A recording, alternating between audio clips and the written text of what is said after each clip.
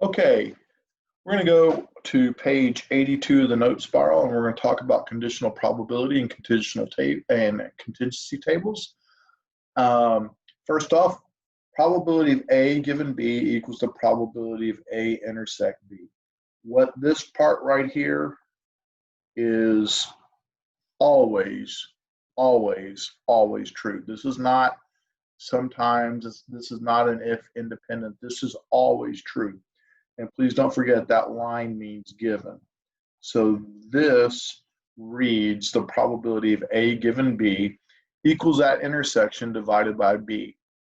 And that's what the way I like to break it down is and or intersection over given.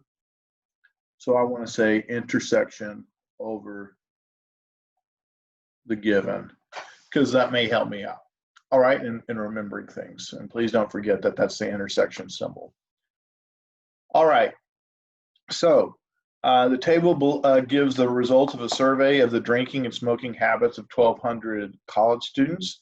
Rows and columns have all been summed together. Oh, actually, they have not been summed, but we definitely need to do that in order to do this problem or work these out. So when I add these up, this adds to 900. This adds to 300, going across 480. And then this right here adds up to 720, and they better both sum to 1,200 total. So let's answer some questions, and this would be a fairly easy review. What is the probability a student smokes? Well, I look at this and I go, well, there's 480 who smoke out of 1,200. So in this case, 480 over 1,200, which equals 0.40. What is the probability that a student drinks? Well, 900 drink out of 1,200, so 900 over 1,200. About 75% of the students are drinking, or in this case, we say 75% are drinking. What is the probability that a student smokes and drinks? This word right here is really important. This represents my intersection. And there's 315 that smoke and drink. And the way I like to think of that is just like a street intersection, because we have smoke right here and drink right here. And where they cross is at 315. So 315 out of 1,200, all right, which is 0.2625. All right, moving on. What is the probability a student smokes given that the student drinks? We always need to pay attention to the given. As soon as we have a given, we know we're going to have an intersection on top. So what's the probability a student smokes given that the drinking is going to be in the bottom because that's our given. And we go, okay, there are 900 that drink. All right. And so I need to look at the intersection of smoking and drinking, which happens to be 315. So 315 over 900, which is 0.35. Then it says, what's the probability that a student drinks given that the student smokes? Okay, so once again, we have an intersection over a given, and the given is always in the denominator. In this case, smoking is in the denominator, which is 480. The intersection, because again, we're looking for smoking and drinking, so the intersection is still 315. All right, and this is 0.65625. And by the way, if you're taking a test or a quiz, you must show me these fractions before you give me the decimal answer. And I want to see the unreduced fraction, and I'm going to also want to see the unreduced, and then I'm going to want to see the decimal answer. So here, 315 over 480, and with this as a decimal answer, this is going to be a full credit response. If that were all that was shown, that would be excellent. Okay. All right. So then we get to F, and F is more of a thought question. Why are the probabilities D and E different? And that's a really good question, because the information is coming from the same table, and in both cases, we're working with smoking and drinking. And the reason for the difference is because they're of the group they're taking from. If you notice, both were working with the intersection, and the intersection is the same.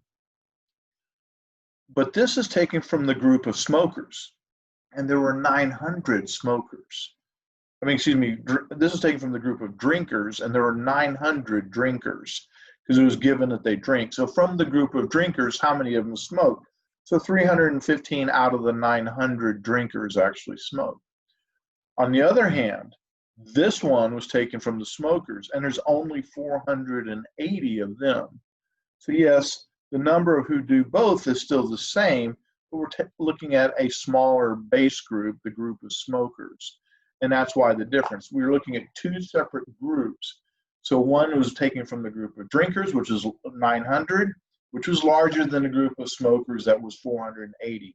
However, the numbers who do both would obviously be the same because it's the same table values. All right, very quickly, it wants us to create a Venn diagram using the actual values. Well, whenever we have to do a Venn diagram, I always want to start with the overlap. Well, in this particular case, there were 315 who do both, and so that's where I'm going to want to start. This was the 315. We previously said that there were 900 drinkers, but we need to be really, really careful as we talk about that. And here's why. This whole entire circle represents my drinkers. So that value needs to be 900, not 900 plus 315. So I'm going to need to take the 900 and subtract 315. And when I do that, I find out that I have 585 drinkers. So there are 585 who drink, plus another 315. These two together sum up to 900. So I have 900 drinkers. This 585, they do not smoke. They drink, but they do not smoke. This 315 drink and smoke. So together they make the 900. We also know that we had a total of 480 smokers, but of that 480, 315 drink. So once again, we need to do our subtraction. We do 480 minus 315, and we end up with 165. So when I look at the smoking circle, when I look at those who smoke, I need to add up the 315 and the 165.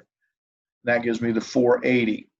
So there's 165 who smoke but don't drink, and there's 315 that do both. All right, but if we remember correctly, there were 1,200 people in there were 1,200 people that were surveyed. But when I add up the 585 who drink only, the 315 who drink and smoke, and the 165 that just smoke, I end up getting 1,065. But it's supposed to be 1,200. So if I subtract that from 1,200, if I take 1,200 minus the 1,065, I end up getting 135. And these 135, they don't drink or smoke. So here's what we have: 585 who drink, but they don't smoke, 315 who drink and smoke, 165 who smoke but do not drink, and 135 who don't drink or smoke. Okay? So that's the way this would break down. Please make sure you do your subtractions. That's where people make that's where students make the biggest mistakes. The next thing says create a Venn diagram using the probabilities as opposed to the actual values. Well, basically, it's asking me to convert these to decimals, etc. I'm going to leave it as a fraction just because it's simple. So 315 divided by 1200. In this case, it's going to be 585 divided by 1200. And this is going to be 165 divided by 1200. And this will be 135 divided by 1200. It'd been nice if I had divided those out and turned them into decimals, and I can do that. So this is going to be 0.4875. This is 0.2625. This is 0.1375. And this is 0.1125. The reason I set them up as fractions is so that you would know exactly where the numbers come from. And this is page 82 of the note spiral. And please stay tuned and then we'll do page 83 in a separate video.